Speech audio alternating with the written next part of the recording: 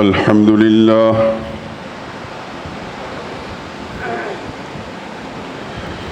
الحمد لله وحده والصلاة والسلام على من لا نبي بعده ولا رسول بعده ولا معصوم بعده أما بعد فإن خير الحديث كتاب الله وخير الهدي هدي محمد صلى الله عليه وسلم وشر الأمور محدثاتها وكل محدثة بدعة وكل بدعة ضلالة وكل ضلالة في النار. أعوذ بالله من الشيطان الرجيم. بسم الله الرحمن الرحيم. يا أيها الذين آمنوا اتقوا الله وابتغوا إليه الوسيلة وجاهدوا في سبيله لعلكم تفلحون.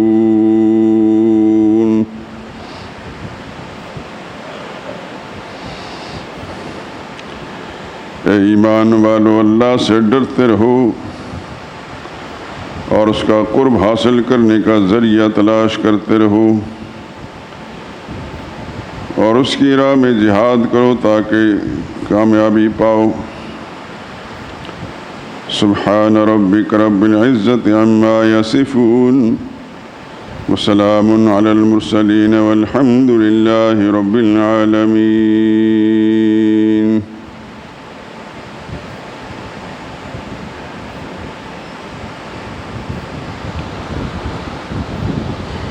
درود پاک پڑھ لیں.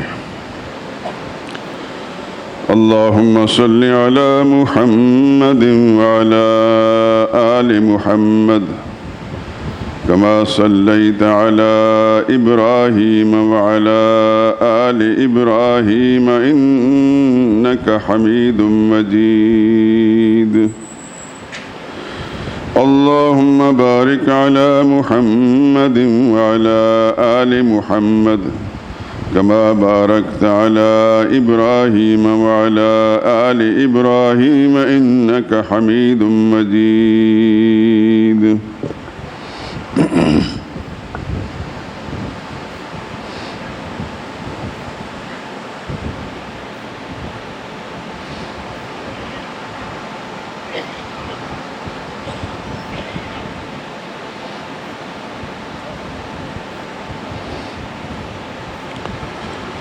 خدا ہی لائق حمد و ثنا ہے،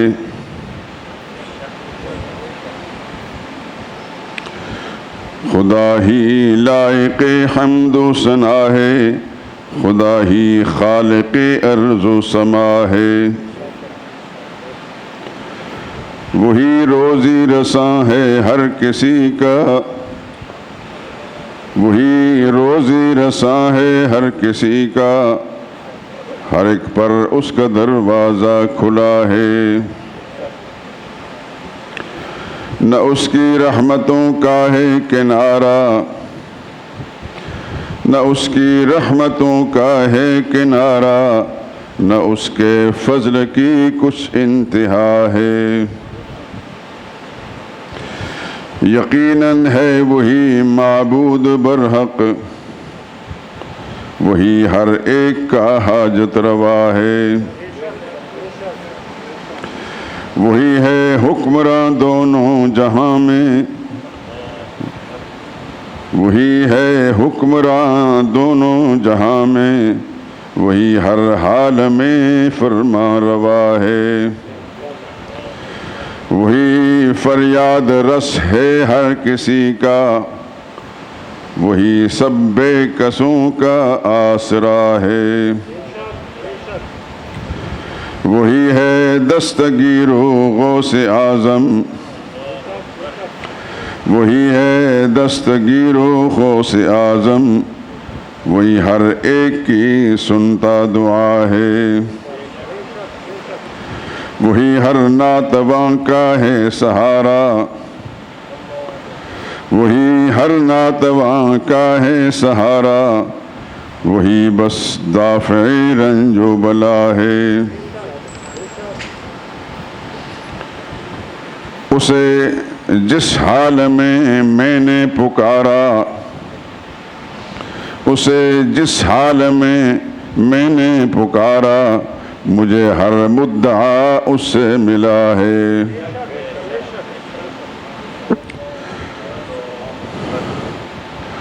وعدہ ہے اسی پر ذرہ ذرہ، نمایاں ہے اسی پر ذرہ ذرہ، دلوں کے راز بھی وہ جانتا ہے۔ اسی کو حاضر و ناظر سمجھیے، اسی کو حاضر و ناظر سمجھیے، اسی سے مانگیے جو مانگنا ہے۔ خفا ہوتا نہیں وہ مانگنے پر، خفا ہوتا نہیں وہ مانگنے پر، نہایت مہرباں اپنا خدا ہے۔ بہانہ ڈھونڈتی ہے اس کی رحمت، وہ ہر مایوس کا مشکل کشا ہے۔ اسے پرواہ نہیں سود و ضیاع کی، جسے مطلوب بس اس کی رضا ہے۔ خدا کے بعد جو افضل ہے سب سے، خدا کے بعد جو افضل ہے سب سے، وہ محبوب خدا خیر الورا ہے۔ ظہور اس پر خدا کی رحمتیں ہوں، سبق توحید کا جس نے دیا ہے۔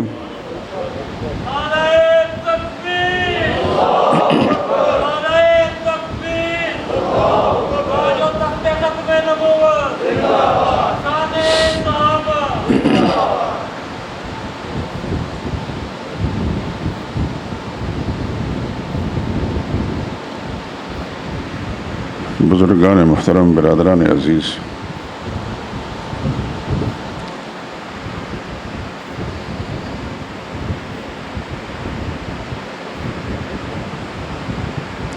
یہ بات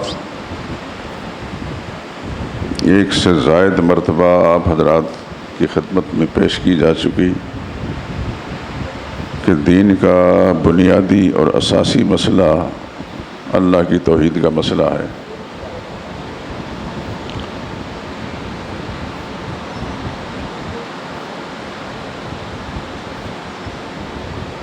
نہ صرف یہ کہ سارے دین کا بنیادی اور اساسی مسئلہ یہ ہے، بلکہ آپ کو یاد ہوگا عرصہ پہلے میں نے قرآن حکیم کی ایک آیت کے حوالے سے یہ بات عرض کی تھی کہ خدا بند قدوس نے یہ سارا جہان ہی اسی مسئلے کے لیے بنایا ہے۔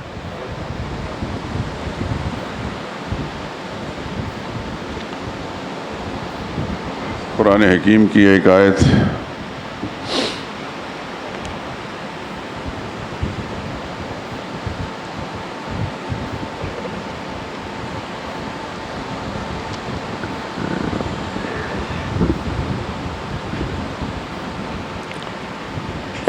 میں پارہ ہے،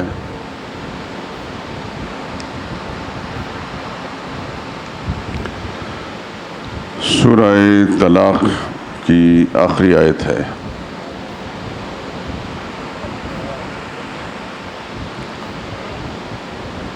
یہ بات اس لیے دوبارہ میں عرض کر رہا ہوں کہ ہو سکتا ہے کہ کافی دن پہلے یہ مسئلہ بیان ہوا تھا، ذہنوں سے یہ بات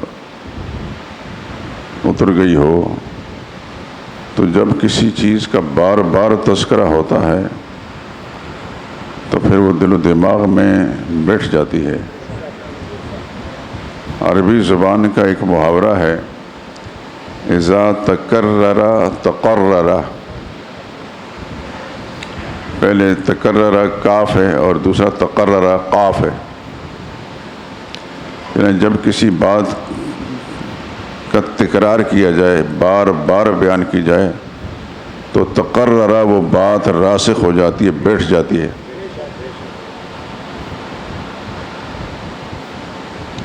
تو قرآن حکیم کی یہ آیت کریمہ 12ویں نمبر کی آیت ہے، 28ویں پارے کی 67ویں نمبر کی سورت،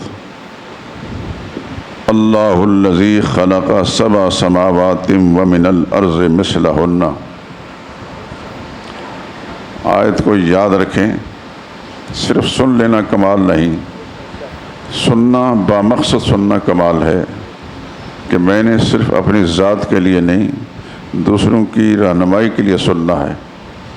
اور وہ سننا وہ ہوتا ہے کہ جس میں انسان ہمتن گوش ہو کر بات کو سنتا ہے اور دل و دماغ میں بٹھاتا ہے، اور پھر اللہ تعالیٰ کی دی ہوئی استعداد اور صلاحیتوں کے مطابق دوسروں کی رہنمائی کرتا ہے۔ اللہ الذی خلق 7 سماوات ومن الارض مثلہن، وہ اللہ ہی تو ہے جس نے 7 آسمان بنائے۔ اوپر کا سارا عالم ذکر کر دیا، ومن الارض مثلہن، اور اتنی ہی زمینیں بھی، یا ویسی ہی زمینیں بھی۔ زمین و آسمان کا جب تذکرہ اکٹھا ہو تو اس کا مطلب ہے سارا جہان، عالم بالا بھی اور عالم سفلی بھی، سارا جہان اللہ تعالیٰ نے بنایا۔ آگے فرمایا یتنزل الامر بینہن، ان میں اللہ ہی کا اختیار چلتا ہے، نہ اوپر کسی کا اختیار ہے نہ نیچے کسی کا اختیار ہے، بنایا بھی اس نے، چلا بھی وہی رہا ہے۔ کیوں یہ کیا ہے؟ یہ ہے اصل بات سننے کی۔ 7 آسمان بنائے، 7 زمینیں بنائیں، ان کے اندر اختیار بھی اسی کا چلتا ہے، مرضی اس کی چلتی ہے۔ یہ سب کچھ کیوں کیا اس نے؟ یہ ہے اصل بات، لِتَعْلَمُوا، تاکہ تمہیں معلوم ہو جائے، تاکہ تم جان لو کیا؟ ان اللہ علی کل شیء قدیر، کہ اللہ ہی ہر چیز پر قادر ہے۔ ایک بات، وَأَنَّ اللَّهَ قَدْ أَحَاطَ بِكُلِّ شَيْءٍ عِلْمًا، اور اللہ تعالیٰ نے اپنے علم کے ذریعے سے ہر چیز پر احاطہ کیے ہوا ہے۔ علم اور قدرت دونوں کا ذکر کر دیا۔ یاد ہوگا آپ کو کہ دین کی اساسی بات علم اور قدرت ہے، ساری صفات پروردگار عالم کی اسی کے اندر آ جاتی ہیں۔ 7 آسمان بنائے، 7 زمینیں بنائیں، اور ان میں اختیار بھی اسی کا چلتا ہے، کسی اور کی مرضی نہیں چلتی۔ کیوں یہ کیا ہے؟ تاکہ تمہیں معلوم ہو جائے کہ اللہ ہی سب ہر چیز پر قادر ہے اور اللہ ہی سب کچھ جاننے والا ہے۔ تو زمین و آسمان کی تخلیق کا مقصد کیا ہے؟ اللہ کی توحید۔ سمجھ آئی کہ نہیں آئی بات؟ میں سنی سنائی باتیں نہیں کرتا، کہانیاں نہیں سناتا، خدا کے قرآن سے یہ بات پیش کر رہا ہوں۔ اللہ تعالیٰ مجھے بھی اس پر عمل کی توفیق دے اور اس فہم کو ساری زندگی نصیب فرمائے، اور آپ کو بھی اپنی رحمت کے ساتھ قرآن کی باریکیاں اور اس کی نزاکتیں سمجھنے کی توفیق دے۔ تو عرض کر رہا تھا کہ یہ بات ایک سے زائد مرتبہ بار بار ہر زاویے سے سمجھائی گئی کہ دین کا اساسی مسئلہ نماز موقوف ہے اس مسئلے پر، زکوٰۃ موقوف ہے اس مسئلے پر، روزہ موقوف ہے اس مسئلے پر، صدقہ و خیرات قربانی موقوف ہے اس مسئلے پر، حج، عمرہ، طواف، اعتکاف موقوف ہے اس مسئلے پر۔ یہ مسئلہ صحیح ہے تو یہ سب باتیں ٹھیک، یہ نہیں تو سب کچھ بیکار۔ پہاڑوں جیسے نیک اعمال بھی کسی کے پاس ہوں، خدا کی قسم ایک ذرہ برابر عقیدے میں جھوڑ کے سب کچھ اولئک حبطت اعمالہم، قرآن کریم میں فرمایا ایسے لوگوں کے سارے اعمال برباد چلے جاتے ہیں. وَفِي النَّارِ هُمْ خَالِدُونَ, وہ ہمیشہ آگ میں جلتے رہیں گے. لیکن یہ مسئلہ ٹھیک ہے تو ذرہ ذرہ نیکی بھی خدا کے ہاں کاؤنٹ کی جاتی ہے, جمع کی جاتی ہے, ضائع نہیں جاتی ذرہ ذرہ بھی. لیکن یہ مسئلہ ٹھیک نہیں تو پہاڑوں جیسے اعمال بھی برباد چلے جاتے ہیں. میں نے ہر رخ سے یہ بات سمجھانے کی آپ حضرات کوشش کی ہے. میں اللہ سے دعا کرتا ہوں یا اللہ میری اس محنت کو قبول فرما اور میرے سامعین کو یہ مسئلہ اتنا سمجھ دے کہ خود اپنے دل و دماغ کے اندر اس کو پیوست کرنے کے بعد یا اللہ دوسروں کی صلاحیت کے لیے, اصلاح کے لیے کام کرتے رہیں. دین کا اساسی مسئلہ سمجھ میں آ گیا. اب جتنی قسمیں بھی اس کی میں نے اس سے پہلے بیان کی ہیں وہ ساری آپ نے رمضان مبارک میں اور رمضان کے بعد بھی کئی ہفتوں تک سنی ہیں. درمیان میں ایک دو دفعہ کچھ دوسرے مسائل بھی آ گئے تو یہ آخری قسم اس کی بیان کرنا رہتی تھی, اس لیے میں نے اس کا انتخاب کیا ہے. پچھلے جمعے کے اندر اس میں کوئی تھوڑا سا بیان ہوا. گزشتہ جمعے اس کو شروع کیا تو موضوع بدل گیا اور دوسری بات طرف چلا گیا. پھر آج میں چاہتا ہوں کہ اس مسئلے کو میں مکمل کر دوں. وہ مسئلہ کیا ہے؟ اونچی آواز سے, وسیلے کا مسئلہ. وسیلہ آپ حضرات اپنی شعوری زندگی میں جب سے آپ نے قدم رکھا ہے تو سنتے رہے ہوں گے. کچھ آپ مذہبی طبقات کی زبان سے سنتے رہے, کچھ اپنے بڑوں سے, اپنے ماحول میں رہنے والے لوگوں کی زبان سنیں, یا اللہ فلاں کے وسیلے سے ہمارا یہ کام کر دے. کوئی مشکل, کوئی حاجت پیش آئی تو کسی بزرگ کا نام لے, فلاں بزرگ کے وسیلے سے ہمارا کام کر دے. تو دل میں یہ ہوتا ہے کہ بس میں نے بہت بڑی بات کہہ دی ہے, بہت بڑے دروازے پر دستک دے دی ہے, اب میرا کام ہوگا ہی ہوگا. ایک بات ذہن نشین فرما لیں, میں اور آپ اور ہماری طرح کے کروڑ ہا انسان رب کو مانتے ہیں, اس کی قدرتوں کو بھی مانتے ہیں, اس کے فیصلوں کو بھی مانتے ہیں. لیکن دنیا میں کروڑ ہا انسان ایسے بھی تھے جو خدا کی ذات کو نہیں مانتے, خدا کے وجود کے قائل ہی نہیں. یہ بات درست ہے؟ یہ بتائیں کہ ان کے کام ہوتے ہیں کہ نہیں ہوتے؟ میں آپ حضرات کے ذہن کو اس طرح منتقل کرنا چاہتا ہوں. کام ان کے بھی ہوتے ہیں اور ان کے کام کون کرتا ہے؟ اللہ ہی کرتا ہے. وہ کھانا کھاتے ہیں کہ نہیں کھاتے؟ ان کو روزی کون دیتا ہے؟ اللہ ہی دیتا ہے. کیڑے مکوڑوں کو روزی کون دیتا ہے؟ فضاؤں میں اڑنے والے پرندوں کو کون کھلاتا ہے؟ جنگل کے درندوں کو کون کھلاتا ہے؟ بنایا بھی اسی نے اور کھلاتا بھی وہی ہے. مجھے اور آپ کو اگر بنایا ہے, ہمارا ذہن یہ ہے کہ ہم اللہ کو مانتے ہیں اور اس کی تمام خصوصیتوں کے ساتھ مانتے ہیں, الحمدللہ العظیم. لیکن یہ بات اپنی جگہ بالکل مسلم ہے کہ جو اللہ کوئی وجود کے قائل نہیں, کھلاتا پلاتا, ان کی حاجتیں بھی وہی پوری کرتا ہے. لیکن جو اللہ کو مان کر اس کی بات کرتے ہیں ان سے خدا راضی ہے, اور جو مانتے نہیں اس کی بات کو, یا اس کے وجود کے قائل نہیں, ان سے خدا راضی نہیں. اس دنیا میں اللہ ان کے کام چلا رہا ہے, اگلے عالم میں ان کے سوا ناکامی کے اور کچھ بھی نہیں. ابو جہل کتنا بڑا کافر تھا, اللہ کھلاتا تھا کہ نہیں کھلاتا تھا؟ محمد مصطفیٰ صلی اللہ علیہ وسلم کو بھی اللہ ہی کھلا رہا تھا اور ابو جہل کو بھی کھلا رہا تھا. لیکن محمد مصطفیٰ صلی اللہ علیہ وسلم, ابو بکر صدیق اور ان کے رفقا, ان کو خدا کھلاتا بھی تھا اور خدا ان سے راضی بھی تھا. اور ابو جہل کو کھلاتا تھا لیکن ان سے راضی نہیں تھا. پھر دنیا نے دیکھا کہ ابو جہل کہاں اس کی زندگی خاتمہ ہوا. بدر کے میدان میں دو چھوٹے چھوٹے نوجوان انہوں نے موقع پا کر حملہ کیا ابو جہل پر، دھڑام سے وہ زمین پر تھا۔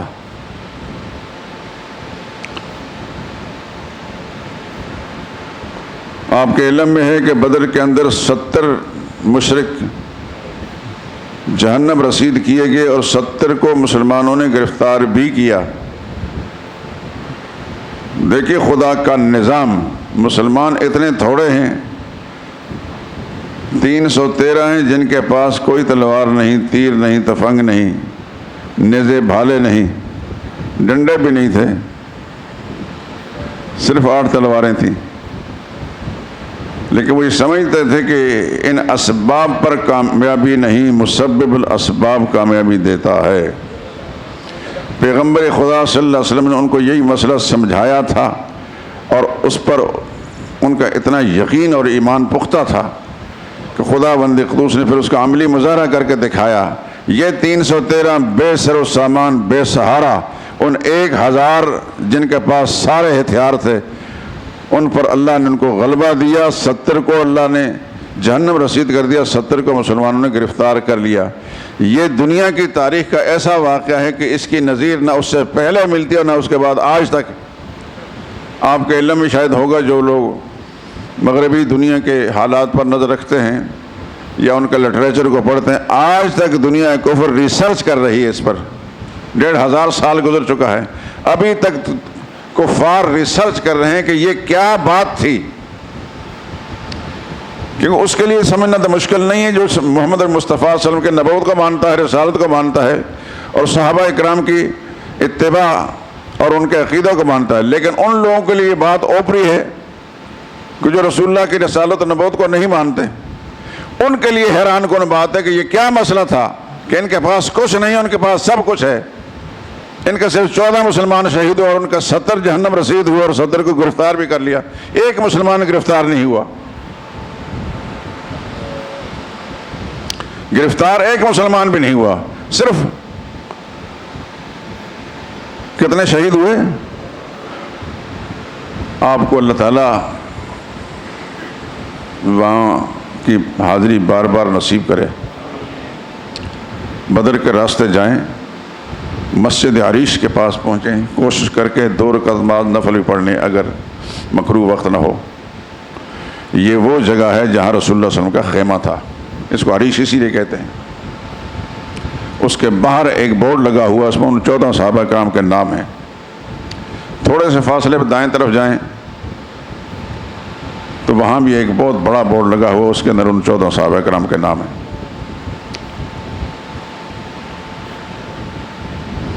سمجھ نہیں آ رہی دنیا کفر کو، ہمیں تو سمجھ میں آتی ہے، صاحب ایمان کو سمجھ میں آتی ہے، لیکن ان کو سمجھ میں نہیں آتی کہ یہ محمد مصطفیٰ صلی اللہ علیہ وسلم اور ان کے ساتھی کس طرح سے غالب آئے۔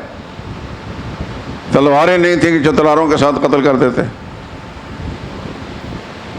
ڈنڈے نہیں تھے جو ڈنڈے مار مار کر ان کو ہلا کر دیں۔ کیا مسئلہ تھا؟ یہ سب خدا کا ومن نصر الا من عند اللہ، اللہ کی مدد تھی۔ کس انداز سے خدا مدد کرتا ہے کسی کو بات سمجھ میں نہیں آتی۔ خیر، بات عرض کر رہا تھا کہ ابو جہل وہاں وہ سب سے بڑا کفر کا سرغنہ متکبر، اس کے رگ رگ کے اندر غرور تکبر بھرا ہوا تھا، وہ زمین پر پڑا ہوا ہے اور آخری سانسیں لے رہا ہے۔ محمد مصطفیٰ صلی اللہ علیہ وسلم نے عبداللہ بن مسعود کو بھیجا رضی اللہ تعالیٰ عنہ، جاؤ ان مقتولین کے اندر ابو جہل نظر آئے تو سر کاٹ کر لاؤ۔ ابن مسعود نے حکم کی تعمیل کی، گئے، وہ ظالم پڑا ہوا تھا اور آخری سانسیں لے رہا تھا۔ عبداللہ بن مسعود جاتے ہی اس کے سینے پر چڑھ کر بیٹھ گئے، آنکھیں کھولی اس نے، تکبر کا جملہ اس وقت کی زبان سے نکلا، او چرواہے کے بچے، تو اتنے بڑے سرداری کا گھمنڈ اور خمار اب بھی نہیں اترا، اتنے سردار کے سینے پر چڑھ کر بیٹھ گیا۔ ابن مسعود نے اس کی بکواس کا کوئی جواب نہیں دیا، تو پوچھنے لگا کہ کون کامیاب ہوا اور کس سے فتح ہوئی، کس سے شکست۔ ابن مسعود رضی اللہ عنہ فرمایا کہ خدا نے اپنے پیغمبر کو اور پیغمبر کے ساتھیوں کو فتح سے ہمکنار کیا اور تمہیں اور تمہاری ساری پارٹی کو ذلیل و خوار کر دیا۔ کیوں آئے ہو؟ کہنے لگا اپنے آقا کے حکم کی تعمیل کرتے ہوئے تمہارا سر کاٹ کر حضور کے قدموں میں ڈالنا ہے۔ تو دو باتیں کہ میری یاد رکھیں، ایک بات تو یہ کہ محمد کو جا کر میرا پیغام دے دینا۔ خدا کی جب لعنت کسی پر پڑتی ہے تو موت کی ہچکیاں لے رہا ہوتا ہے، اس وقت بھی اس کا کفر جو ہے اس کے اندر موجود ہے۔ اسی لیے حضور نے فرمایا تھا ابو جہل اس امت کا فرعون تھا۔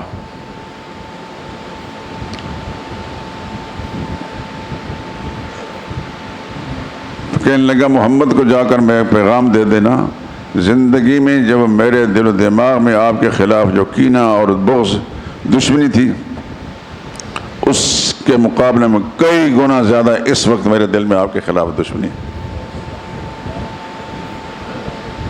اللہ کی پھٹکار جب پڑتی ہے تو سمجھ میں نہیں آتی اس کو۔ دوسری بات کہ سر جب کاٹنا ہے تو میرے کندھے کے قریب سے کاٹنا، لیکن تم معمولی آدمی ہو، تم کیا تو تمہاری تلوار کیا؟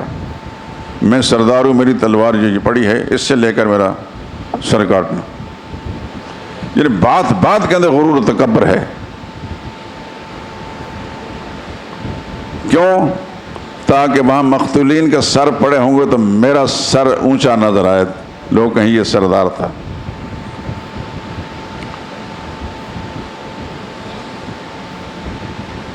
خدا نے ایسے کتنے ہی نقشے مٹا دیے ہیں بنا بنا کر۔ خیر، بات پھر وہی ہے، اسی کے لیے خاطر میں یہ بات کر رہا ہوں کہ دین کا اساسی اور بنیادی مسئلہ توحید ہے۔ خدا کسی کو سمجھ دے اپنی رحمت کے ساتھ اس کو بالکل سمجھ میں آ جاتی ہے، اور خدا کی توفیق چھن جائے تو ساری کوششیں بیکار ہو جاتی ہیں۔ خدا کا پیغمبر بھی کوشش کر لے، خدا کی توفیق جب چھن جاتی ہے تو اس کو سمجھ نہیں آتی۔ ان مسائل میں سے ایک مسئلہ ہے وسیلے کا۔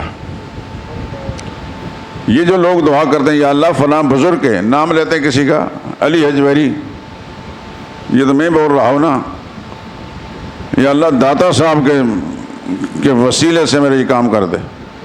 میں یہ داتا کا لفظ نہیں بول رہا اس لیے کہ داتا کا معنی ہوتا ہے رب۔ سنسکرت زبان کے اندر آپ ہندی زبان کی کوئی لغت دیکھ لیں، اس کے اندر داتا کا معنی ہوتا ہے رب۔ تو میں چونکہ رب العالمین کو مانتا ہوں، اس واسطے اس ذات کے علاوہ میں کسی اور کو داتا نہیں کہتا۔ ان کا نام ہے علی۔ افغانستان میں حجویر ایک علاقہ ہے، وہاں کے رہنے والے تھے، وہاں سے تشریف لائے تھے، تو ہم حضرت علی حجویری رحمۃ اللہ تعالیٰ علیہ نام لیتے ہیں۔ تو اگر کوئی شخص کہتے یا اللہ داتا صاحب کے ذریعے سے میرا کام کر دے، تو اس نے تو اپنے طور پر بڑا کمال کر دیا کہ میں داتا صاحب کی محبت کے جذبے سے سرشار ہوں، لیکن یہ خلاف شریعت کام ہے۔ یہ خلاف شریعت کام ہے۔ شریعت کے اندر دھیان سے سننا میری بات کو، خدا کرے کہ ذہن میں بیٹھ جائے۔ شریعت میں کوئی انسان نہیں جس کے وسیلے سے دعا مانگی جا سکے۔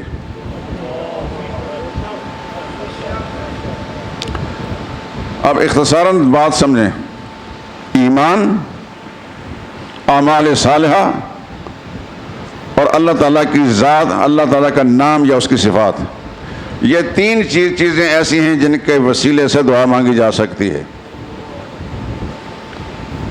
ایمان، اپنے ایمان کو خدا کے سامنے پیش کرے، ربنا اننا سمعنا منادیا ینادی للایمان ان آمنوا بربکم فآمنا۔ غالباً 196 نمبر کی یہ آیت ہے سورہ آل عمران کی۔ اے پروردگار، ہم نے سنا ایک منادی کو، ایک آواز لگانے والے کو جو ایمان کی دعوت دے رہا تھا، ان آمنوا بربکم، اپنے رب پر ایمان لاؤ، فآمنا، ہم ایمان لے آئے، ربنا فاغفر لنا، اس ایمان کے بدلے یا اللہ ہمارے گناہوں کو معاف کر دے۔ یہ قرآن کی آیت ہے۔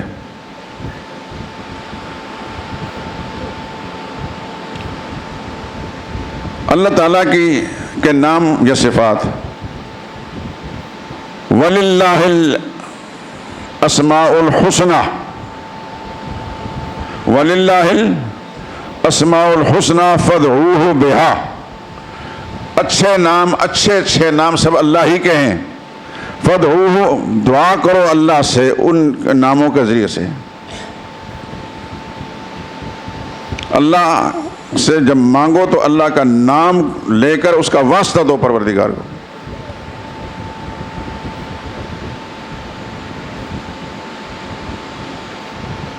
فَادْعُوهُ، دعا کرو اس سے، بہا، ان ناموں کے ذریعے سے۔ تو ایمان کا وسیلہ اللہ تعالیٰ کے ذات و صفات کا وسیلہ، اور تیسری چیز نیک اعمال کا وسیلہ۔ اب اس بات کو ذرا تھوڑا سا دھیان سے سنیے۔ حدیث پاک میں آتا ہے، اس کو صاحب مشکات نے بھی اپنی کتاب میں نقل کیا ہے، پہلے زمانے میں 3 آدمی کسی سفر پر جا رہے تھے، زوردار بارش نے آ گھیرا ان کو، تو بارش سے بچنے کے لیے انہوں نے ایک پہاڑی کے اندر ایک غار سا تھا، اس کے اندر پناہ لی۔ خدا کی شان ایسی کہ بارش سے تو بچ گئے، لیکن بارش کی وجہ سے اوپر سے ایک پتھر لڑکا، تو وہ آ کر اس غار کے دہانے پر، اس کے منہ پر آ کر ٹک گیا اور اس کا راستہ بند کر دیا نکلنے کا۔ یہ ناول نہیں پڑھ رہا، میں حدیث کی بات سنا رہا ہوں میرے دوستو، دھیان سے سنیں اس کو۔ آپ سمجھ زندہ درگور ہو گئے، وہ وہاں سے چیخ و پکار بھی نہیں کر سکتے کہ کوئی آ کر ان کو نکالے۔ موبائل کا زمانہ بھی نہیں تھا کہ چلو موبائل کے ذریعے فون کریں گے فلاں جگہ پر ہم پھنسے ہوئے، بھائی ہمیں نکالو۔ وہ ایک ویرانے کے اندر پہاڑ تھا، اللہ کی شان کو زندہ درگور ہو گئے، اس کے اندر پھنس گئے، بہت بڑا پتھر تھا، اس کو ہلا بھی نہیں سکتے تھے۔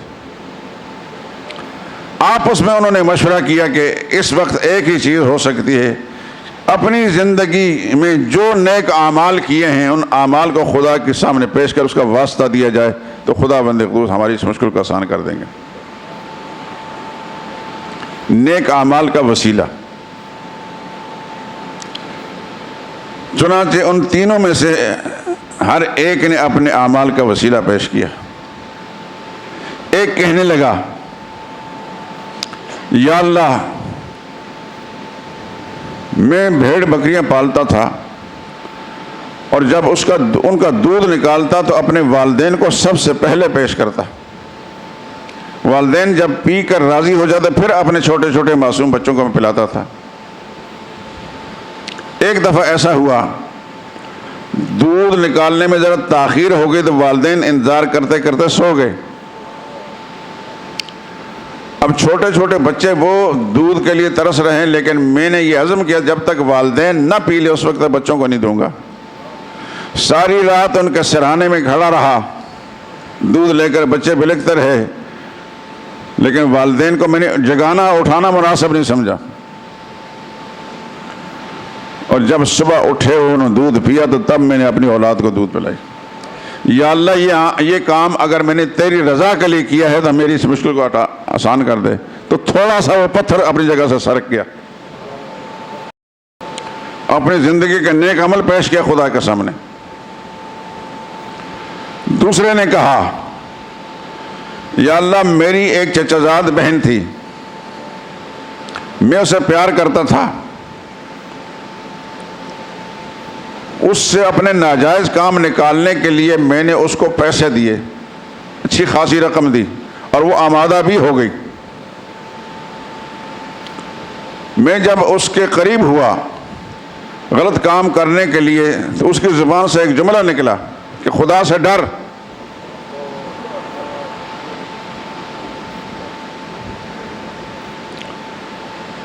اتنا جملہ اس نے کہنا تھا, میں پیچھے ہٹ گیا. وہ جو کچھ میں نے اس کو دیا تھا وہ بھی اس کو دے دیا, اس سے واپس نہیں لیا. لیکن یا اللہ تیرا نام سن کر تیری ذات کا میں نے دھیان ایسا کیا کہ میں نے برا کام چھوڑ دیا. یا اللہ اگر تیری مرضی کی خاطر میں نے کام کیا تو میری اس مشکل کو ہٹا دے. وہ تھوڑا سا پتھر اور ہل گیا.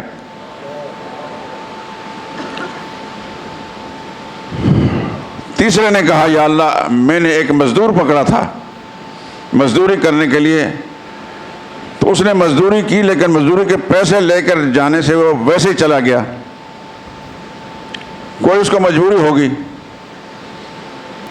وہ مزدوری کے جتنے پیسے اس کے بنتے تھے میں نے اس کے تجارت کی, اور اس کے وہ پیسے بڑھتے گئے. بہت سارے جانور بھی اس پیسے سے اکٹھے خرید لیے.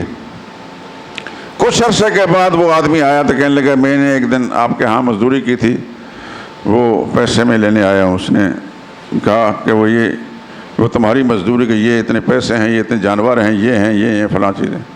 وہ کہنے لگا خدا کے لیے میرے ساتھ مذاق نہ کریں, وہ چند روپے تھے اور تم مجھے یہ جانور پیش کرو جو ہزاروں روپے کے ہیں. کہنے لگا مذاق نہیں کر رہا, تمہارے اس پیسے سے میں نے تجارت کی تھی, اللہ تعالیٰ نے اس کو برکت ڈالی, یہ سب کچھ ہے. میں چاہتا تھا وہ اتنے ہی پیسے اس کو دے سکتا تھا یا اللہ, لیکن اسی پیسے سے یہ برکت پڑی تھی, وہ سب کچھ دے دیے. تیری رضا کی خاطر یا اللہ میں نے اگر یہ کیا ہے تو ہماری مشکل کو دور فرما دے. وہ پتھر اور ہٹا تو ہم سارے کے سارے نکل آئے.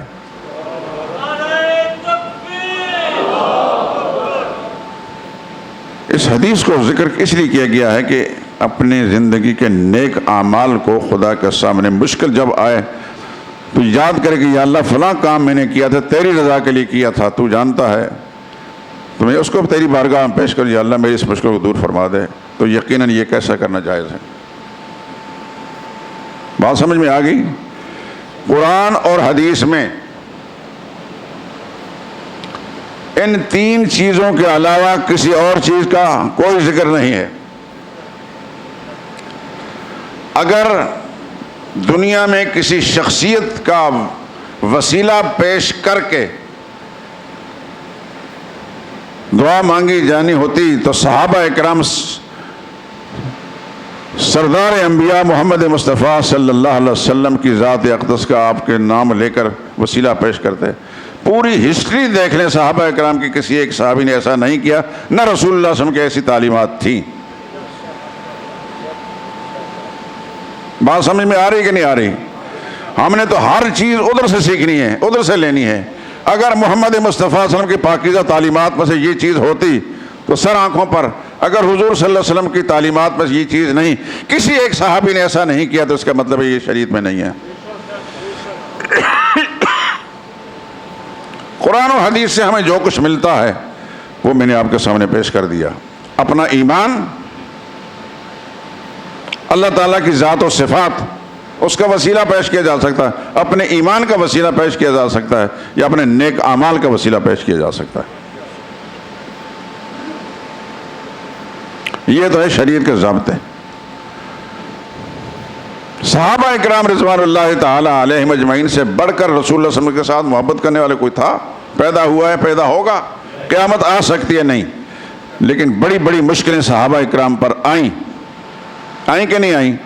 کوئی ایک مثال دنیا میں پیش کرے کہ صحابہ اکرام نے نبی کریم صلی اللہ علیہ وسلم کو وسیلہ دے کر اللہ تعالیٰ سے دعا مانگی ہو. جذبات میں آ کر بہت باتیں کی جا سکتی ہیں, لیکن حقائق کی دنیا میں آ کر جو ہے اس کو ثابت کرنا آسان نہیں ہے.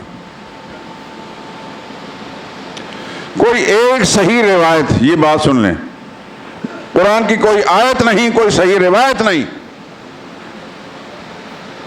کہ جس میں کسی صحابی نے دوسرے بزرگ صحابی کا وسیلہ پیش کیا ہو, یا صحابہ کرام سب نے محمد مصطفیٰ صلی اللہ علیہ وسلم کا وسیلہ پیش کیا ہو. ایک اور بات ذہن نشین فرما لیں, قرآن حکیم کی آپ تلاوت کرتے ہیں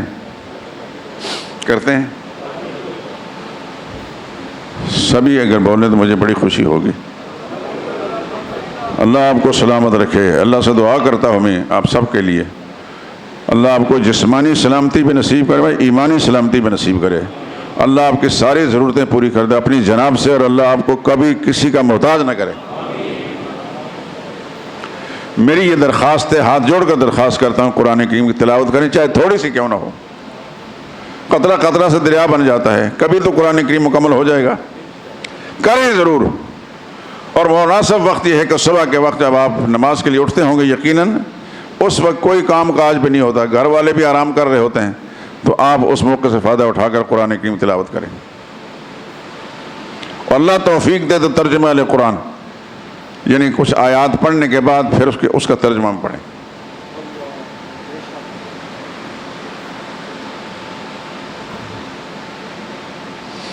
قرآن کریم کی تلاوت کے دوران انبیاء کا تذکرہ آتا ہے، انبیاء کرام کی دعاؤں کا تذکرہ بھی آتا ہے، نبیوں پر جو مشکلیں آئیں ان کا تذکرہ آتا ہے۔ کبھی دھیان کیا آپ نے، غور کیا اس بات پر، کسی نبی نے کسی دوسرے نبی کا وسیلہ دیا ہو؟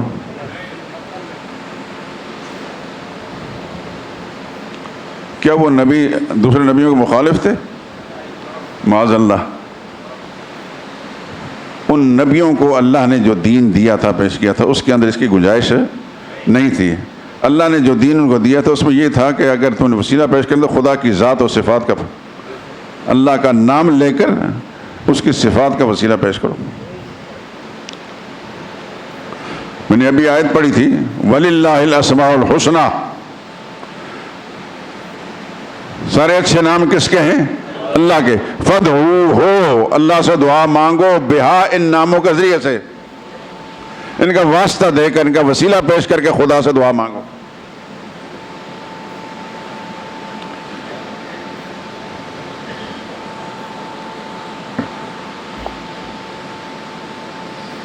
تو قرآن کے اندر تعلیم یہی ہے، جو شخص قرآن کریم پر ایمان رکھتا ہے، اللہ کی سچی کتاب اس کو مانتا ہے، تو پھر اس کے مطابق کام کرے۔ سابقہ انبیاء کرام پر مشکلیں آئیں؟ نہیں آئیں؟ یونس علیہ السلام پر مشکل آئی کہ نہیں آئی؟ ایسی مشکل جو آج اس کا تصور بھی ہم نہیں کر سکتے۔ یونس علیہ السلام کہاں پہنچے ہوئے ہیں؟ مچھلی کے پیٹ میں۔ میں نے بتایا تھا کہ یونس علیہ السلام پر ایک آزمائش تھی، اور آزمائشیں اللہ والوں پر آتی ہیں، یہ کوئی انوکھی بات نہیں ہے۔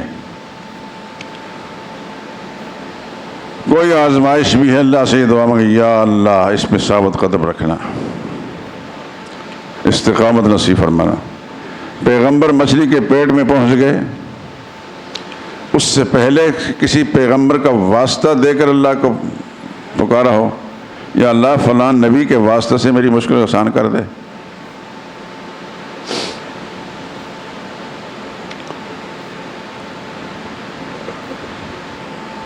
ہم جب قرآن کریم پر غور کرتے ہیں تو قرآن میں ایسی کوئی چیز نظر نہیں آتی۔ قرآن یہ کہتا ہے،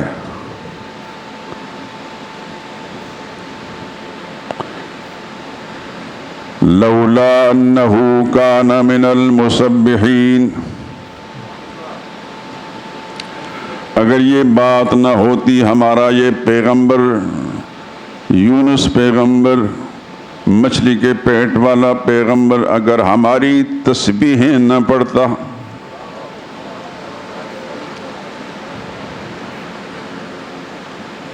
لولا انہ کان من المسبحین، اگر وہ ہماری تسبیحیں نہ پڑھتا۔ کیا تسبیح پڑھی تھی؟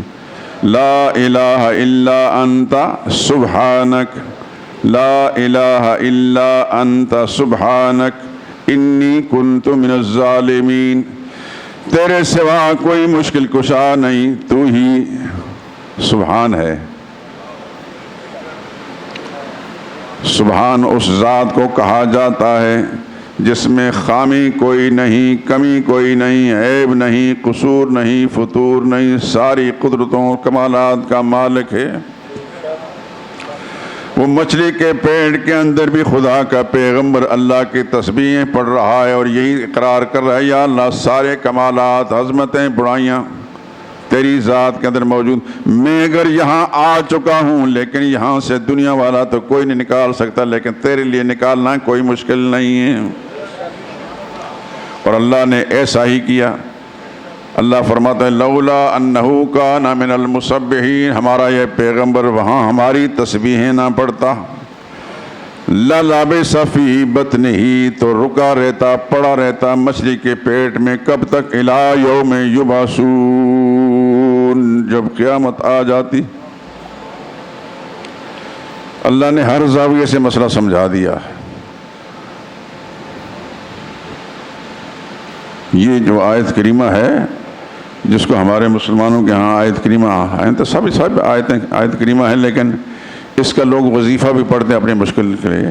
یقیناً ایسا ہی کرنا چاہیے۔ لا الہ الا انت سبحانک۔ کاش کہ ہمارے مسلمان کو لا الہ کا معنی سمجھ میں آتا تھا۔ خدا کی قسم میں بول رہا ہوں، میرے دل کے اندر یہ احساس ہے، کاش ہمارے مسلمان کو لا الہ کا معنی سمجھ میں آ جاتا تو نقشہ ہی بدل جاتا۔ لا الہ الا انت، کوئی الہ نہیں، تو ہی الہ ہے۔ کوئی حاجت روا نہیں، تو ہی حاجت روا ہے۔ کوئی مشکل کشا نہیں، تو ہی مشکل کشا ہے۔ سبحانک، تو سبحان ہے۔ سبحان اس ذات کو کہا جاتا ہے جہاں ساری دنیا کی قوتیں، طاقتیں ختم ہو جاتی ہیں، وہاں سے آگے جس کی طاقت شروع ہوتی ہے اس ذات کو سبحان کہا جاتا ہے۔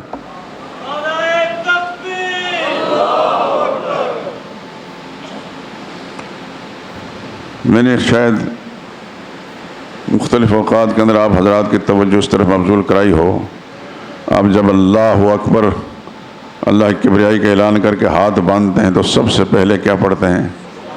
سبحانک اللہم۔ اس ایک جملے کے اندر ایک جہان ہے، پورا جہان، اللہ تعالیٰ کی ساری طاقت، ساری قدرت، سارے کمالات اور عظمتیں اس ایک جملے کے اندر موجود ہیں۔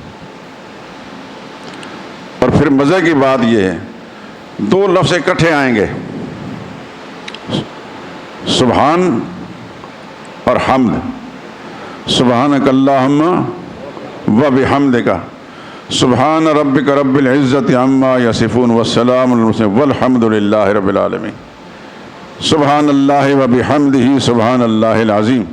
بخاری شریف کی آخری روایت ہے، حضور نے فرمایا کلمتان خفیفتان علی اللسان ثقیلتان فی المیزان حبیبتان الی الرحمن، دو جملے ہیں جو زبان پر بڑے آسانی سے پڑھے جا سکتے ہیں،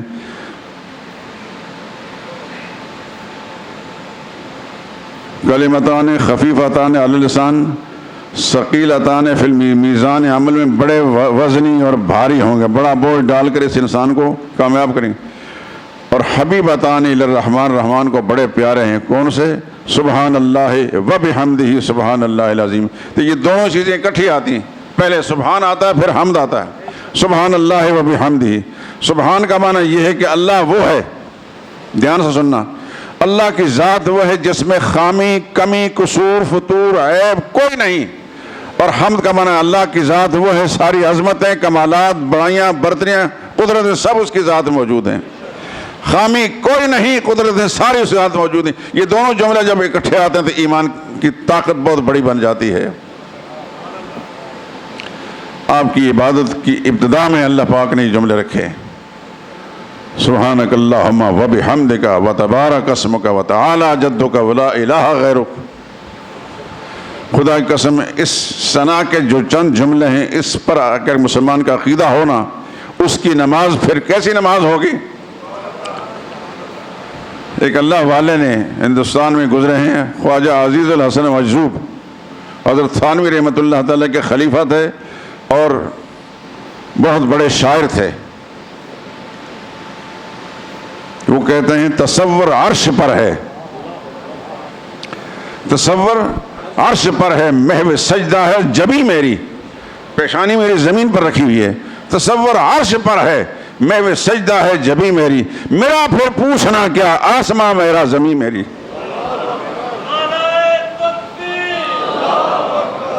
لفظ سبحان اور ہم جب اکٹھے ہوں اور انسان بولنے والا اس کا عقیدہ اور سوچ بھی اس کے مطابق ہو، خدا کی قسم وہ کائنات کا ایک عجیب انسان ہوتا ہے۔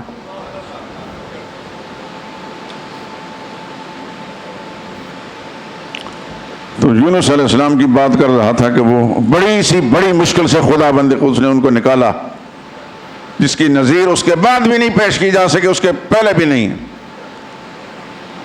فنادیٰ فی الظلمات، اندھیروں میں پکارا، رات کا اندھیرا، سمندر کا اندھیرا، مچھلی کے پیٹ کا اندھیرا، تب بھی ان کا ایمان اور عقیدہ وہی ہے کہ حاجت روا بھی وہی ہے، مشکل کشا بھی وہی ہے۔ یہاں میں آ گیا ہوں، کسی آزمائش کے ساتھ آ گیا ہوں، لیکن میرا رب ابھی طاقت رکھتا ہے، مجھے باہر نکالے گا۔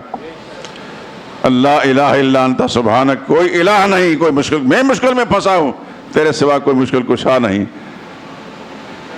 سبحان ہے تو۔ اور تیری سبحان کا معنی یہ، وہ ساری طاقتیں جہاں ختم ہوتی وہاں سے جس کی طاقت شروع ہوتی وہ سبحان ہے۔ انی کنت من الظالمین، مجھ سے کوتاہی ہو گئی۔ تو پھر کیا ہوا؟ جواب کیا آیا؟ فاستجبنا لہ، فاستجبنا لہ، ہم نے فوراً لبیک کہی یونس کی آواز پر، ونجیناہ من الغم، اس غم سے ہم نے مصیبت سے نجات دی، وکذالک ننجی المؤمنین، آگے قانون بیان کر دیا، ایمان والا جب بھی اس عقیدے کے ساتھ ہمارے دروازے پر دستک دے گا، اس ایمان والے کو ہم یوں ہی مشکل کشائی کرتے رہیں گے۔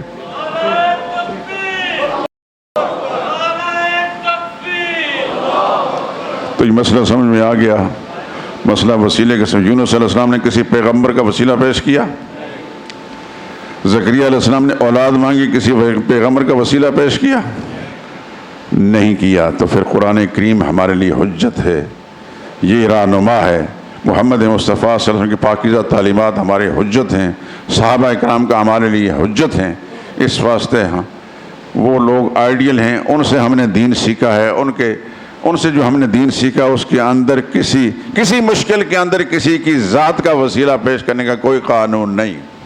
ہاں وہ ذات صرف پروردگار عالم کی ہو سکتی ہے، وَلِلَّهِ الْأَسْمَاءُ الْحُسْنَىٰ فَادْعُوهُ بِهَا، اللہ کی ذات کا وسیلہ، اللہ کے نام کا وسیلہ، اس کے صفات کا وسیلہ پیش کیا جا سکتا ہے، لیکن دنیا میں کسی انسان کا نہیں ہے۔ سبحانک اللہم و بحمدک اشہد ان لا الہ الا انت استغفرک۔